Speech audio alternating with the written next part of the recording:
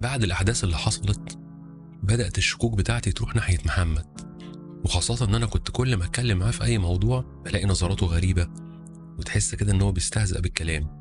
وكمان كل مرة كنت بروح فيها المزرعة كان لازم يفاجئني بحدث، شباك مكسور، ماسورة مية ضاربة. المهم لازم يبقى في حدث كل مرة. فقررت إن أنا أعرف هو بيعمل كده ليه، ونظراته دي إيه سببها، وراها إيه.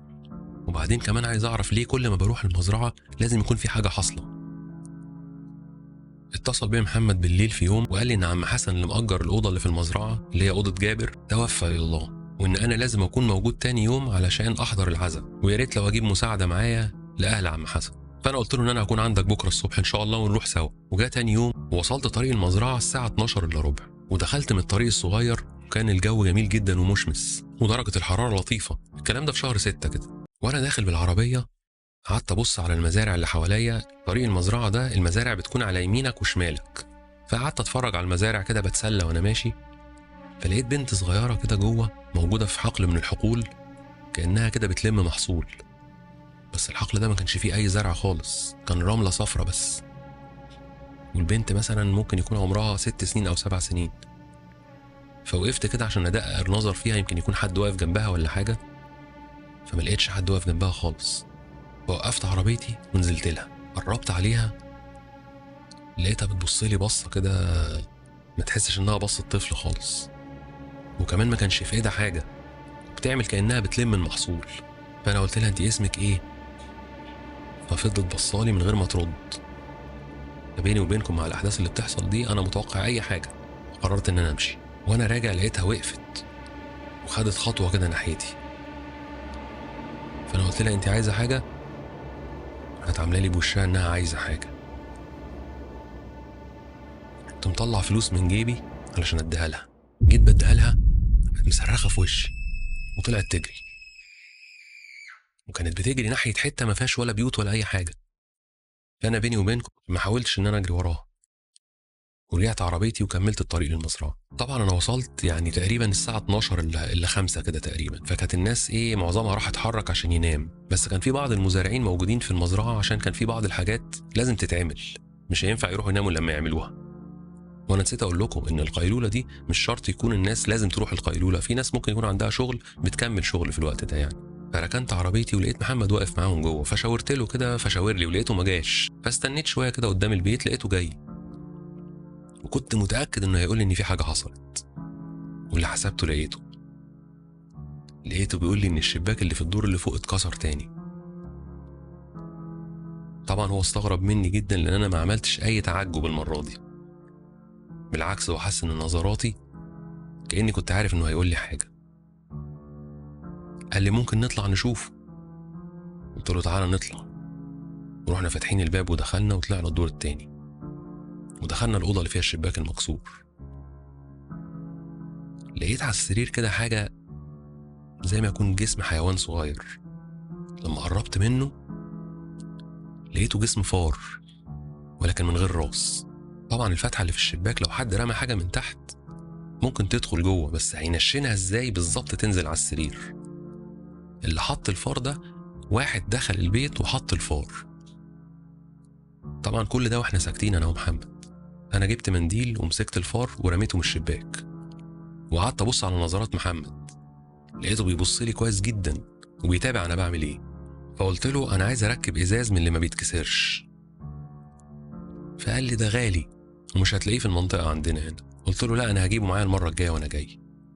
قال لي خلاص، وراح قافل الشباك وقال لي بقى انا هنزل اشوف الناس بتعمل ايه في الغيط. قلت له ماشي يا محمد، ونزل. هو نزل من هنا وانا قررت ان انا لازم اعرف الراجل ده بيعمل ايه، ونزلت للدور الارضي وندهت عليه. فلقيته جالي. قلت له يا محمد انا محتاج اجيب حاجه من بره على الطريق، هطلع اجيبها وارجع لك تاني على الساعه 2 او 3. قال لي طب لو عايز حاجه اجيبها لك انا. قلت له لا انا هطلع اجيبها. فقال لي ماشي يا بيه، وركبت عربيتي ومشيت وطلعت على الطريق ورحت وسط البلد.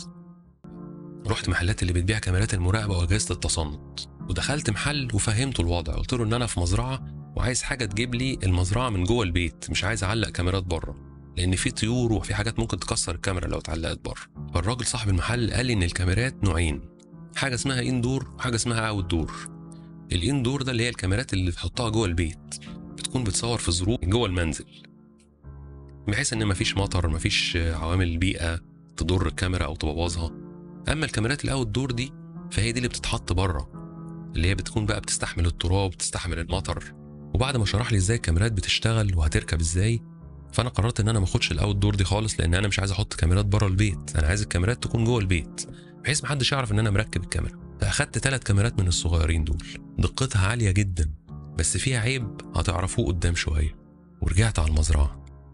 طبعا المشوار ده خد مني تقريبا 3 ساعات، فانا وصلت المزرعه تقريبا الساعه 3 ودخلت الطريق ومشيت فيه شويه وقعدت ابص على المكان اللي كان فيه البنت الصغيره، وقعدت ادقق كويس جدا لكن ما لقيتهاش. طبعا انا وصلت المزرعه في حدود 3:10 تقريبا او 3:15، فكانت كل الناس مش موجوده، كله راح ياخد القيلوله بتاعته زي ما انتوا عارفين. فدخلت البيت وعملت لي كوبايه شاي وقعدت بره البيت كده اتفرج. الساعه جت 4 ولقيت عربيه داخله كده المزرعه، ولما قربت عرفت انها عربيه المهندس هاني. اول ما وصل عند البيت نزلت عشان اسلم عليه، وعرفت ان هو جاي النهارده عشان يكمل التشيك اب اللي عمله من كام يوم. قلت له ما تيجي تشرب شاي عقبال ما العمال تيجي. قال لي ماشي مفيش مشكله. دخلت عملت الشاي وطلعنا انا وهو قعدنا بره في البلكونه بتاعه البيت اللي هي في الدور الارضي. قلت له اخبار الشغل ايه وحضرتك عامل ايه؟ قال لي انا تمام كله تمام. قال لي انا عايز احكي لك حكايه حصلت في المزرعه عندكم هنا، بس ما اعرفش محمد حكاها لك ولا لا. فقلت له خير. كان في مزارع زمان شغال في المزرعه عندكم اسمه جاد. جاد ده عنده تقريبا كده 18 سنه او 19 سنه. هو كان بيشتغل في ايه؟ ان هو بيحرس المواشي، بياكلهم، يعني شغلته كلها المواشي. في يوم كان هو المهندس هاني ده جاي، لقى الناس منومين حوالين حظيره المواشي، ولما وصل المهندس هاني لقى جاد ده قاعد على الارض ومبحلق في السقف ومديهم ظهره، اي حد يقرب منه بيطلع منه صوت غريب، صوت مرعب. فالمهندس هاني طبعا علشان بيفهم في الحاجات دي فقال لهم محدش يقرب له عشان الواد ده شكله كده اتلبس. طبعا في المناطق الريفيه بيصدقوا جدا في الحاجات دي، والحاجات دي اصلا عندهم بتبقى حقائق. فانا قلت للمهندس هاني طيب انت بتعرف تتعامل مع المواقف دي؟ قال لي لا طبعا انا مش بعرف اتعامل، ولكن بعرف اتقي شرها. هو بقى بيقول لي ان في حد من الناس اللي واقفين حاول يلمس جاد،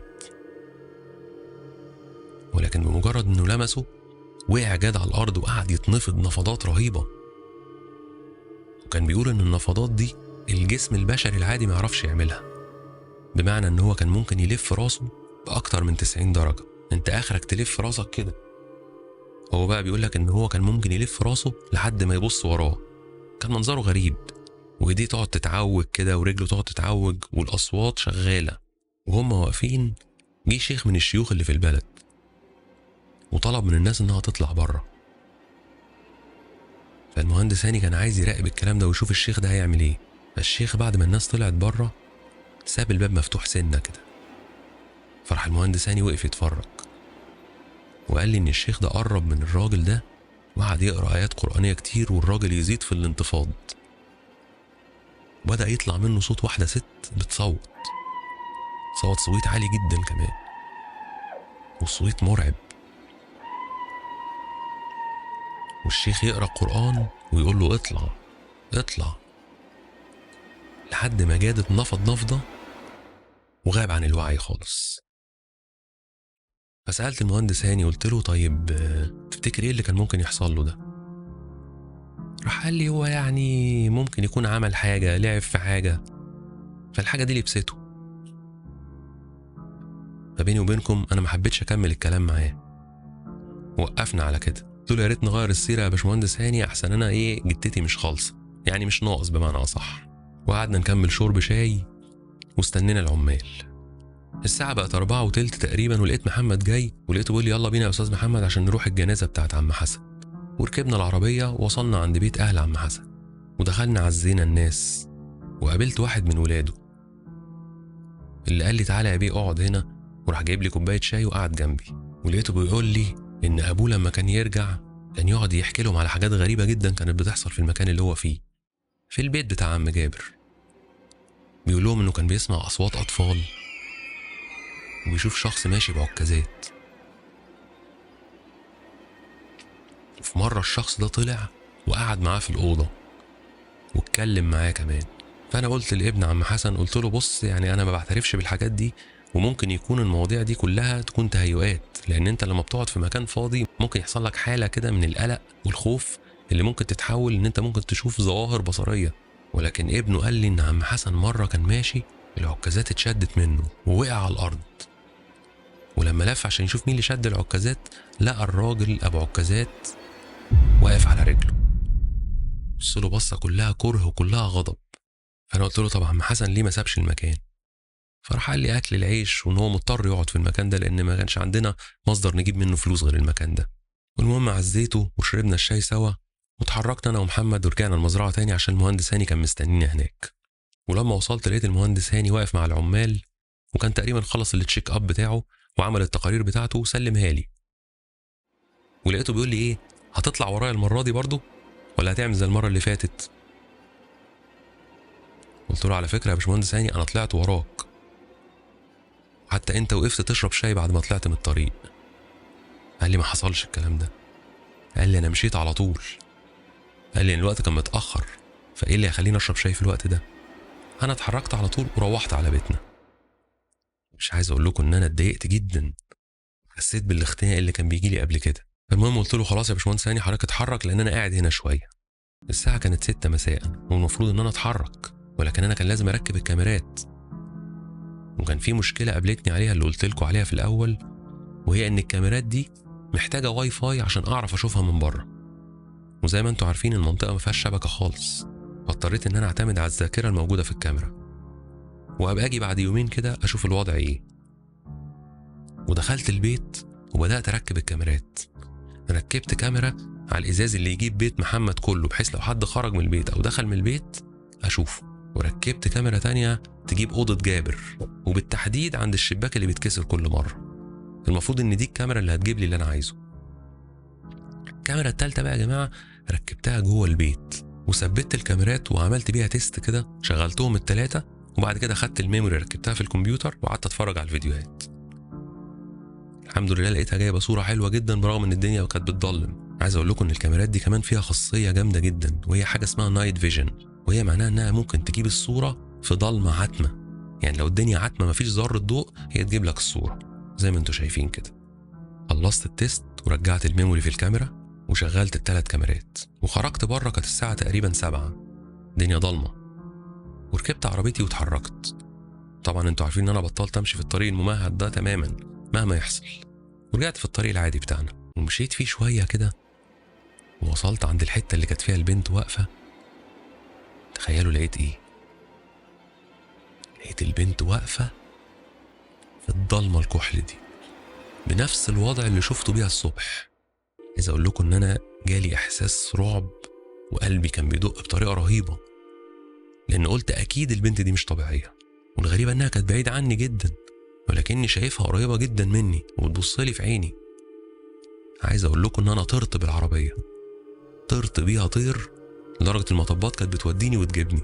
وصلت الطريق السريع وروحت بعد كده البيت، الحمد لله ما حصلش حاجه. وانا في البيت قعدت افكر كده ان انا اكلم خالي واحكي له على الاحداث اللي بتحصل دي، واقول له ان انا عايز اسيب الشغل، لان بصراحه انا مش هتحمل اكتر من كده.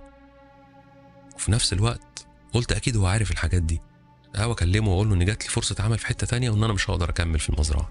وقعدت تقريبا ساعه مش قادر اخد القرار اكلمه ولا ما اكلموش. في الاخر اتوصلت ان انا انتظر الكاميرات، يمكن يكون فيها سر جديد انا معرفوش، وبعدها ممكن ابقى اكلم خالي بقى واقول له واحكي له كمان، لان لو محمد ده طلع بيعمل حاجه فلازم انبه خالي. صحيت في اليوم ده، صحيت وانا مقريف جدا، مقريف يعني متضايق، مزاجي مش كويس يعني. ونزلت خدت العربيه واتحركت على المزرعه. كانت الساعه ساعتها 10:30، ووصلت المزرعه وكان الجو كويس جدا. بس قبل المزرعه بحته صغيره كده في طريق لازم ادخله، والطريق ده ما بيعديش منه غير عربيه واحده بس، ما ينفعش يعدي ولا عربيه ولا موتوسيكل حتى. فلقيت موتوسيكل واقف في عرض الطريق، وصاحبه واقف جنبه وحاطط ايده على راسه وقاعد جنب الموتوسيكل. فطبعا الدنيا كانت نهار، فانا قلت ما فيش حاجه لما اقف واشوف في ايه. فركنت العربيه ونزلت ورحت ناحيه الراجل ده. قلت له انت كويس؟ فبص لي كده وراح عامل لي كده. ببص على الموتوسيكل لقيته غارس في الارض، فقلت له تعالى نشيله مع بعض ونحاول نطلعه من الرمله. طبعا الموتوسيكل لو غرس في الرمله سهل جدا ان انت تطلعه، ولو واحد لوحده ممكن يطلعه. حاولت اطلعه ولكن حسيت ان في حاجه ماسكه الموتوسيكل تحت الارض، ولقيت الراجل بيرجع لورا خطوات. بصيت لقيته بيبرق بعينيه وبيبص على الموتوسيكل، بيبرق تبريقه جامده كانه شايف حاجه وانا مش شايفها. انا بيني وبينكم رحت واخد بعضي وراجع على العربيه على طول. وبعدين بعد ما وصلت للعربيه قعدت ابص عليه، فوجئت لقيته بيقرب على الموتوسيكل ورفعه بكل سهوله وخرجه من الرمل، وراح باصص لي بصه كده وضحك ضحكه استهزائيه، وراح راكب الموتوسيكل وطيران. الموقف كان غريب جدا، وكمان الراجل ركب الموتوسيكل ومشي على طول، يعني كأن الموتوسيكل كان داير اصلا وهو راكب في الارض.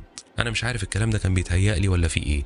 اخدت بعضي ووصلت المزرعه. طبعا انا وصلت بعد الساعه 12 فكانت الناس كلها نامت. انا طبعا جاي اليوم ده مخصوص عشان اشوف الكاميرات فيها ايه. فركنت عربيتي قدام البيت ودخلت بسرعه جدا وقفلت الباب ورايا وطلعت الذاكره من كل كاميرا وبدات انقل الفيديوهات على الكمبيوتر. وبعد ما نقلت الفيديوهات بدات اشغلها. عايز اقول لكم ان الكاميرات دي بتصور بس الحركه، يعني اي حركه موجوده في المكان هتصورها، بحيث ان انت لو بتصور مكان ما فيهوش حركه ما يسجلش. هيسجل ليه؟ ما هو انت مش محتاج الكلام ده. وكانت المفاجاه الصادمه. انا عارف طبعا ان انتوا عايزين تعرفوا ايه اللي حصل، بس انا عايز اقول لكم ان التفاعل قليل جدا على الفيديوهات ومحدش بيعمل لايك خالص تقريبا، يعني الناس اللي بتتفرج وخلاص. فبعد اذنكم لو بتعجبكم الحكايات دي وعايزين ان انا استمر فيها، يا ريت كلنا ندوس لايك ونشترك في القناه، والناس المشتركه تتاكد ان الاشتراك بتاعها موجود، لان اليوتيوب بيشيل الاشتراك احيانا لما بيلاقيك مش بتتفاعل مع القناه. واستنوني الجزء السادس لان في حاجات مش هتصدقوا حصل ايه.